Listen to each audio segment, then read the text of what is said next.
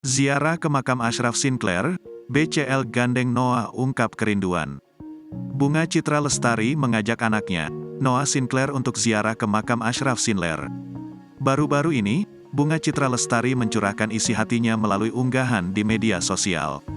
Sebagai informasi, Ashraf Sinclair meninggal pada tanggal 18 Februari tahun 2020 karena serangan jantung pada hari Sabtu, tanggal 18 Februari tahun 2023, kemarin. Tepat 3 tahun Ashraf Sinclair meninggalkan Bunga Citra Lestari dan anaknya. Perempuan yang akrab disapa BCL itu nampak begitu merindukan sosok Ashraf Sinclair. Untuk memperingati 3 tahun kepergian sang suami, BCL pun terlihat ziarah ke makam Ashraf Sinclair. Tak sendirian, BCL juga mengajak putranya, Noah Sinclair. Dalam foto, penyanyi asal Jakarta ini terlihat mengandeng tangan Noah saat berada di makam Ashraf Sinclair.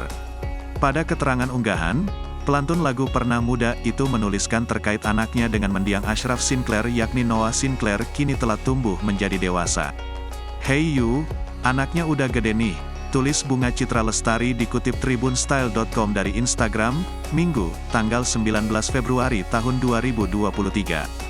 Di unggahan selanjutnya, ia nampak memandangi batu nisan mendiang suaminya.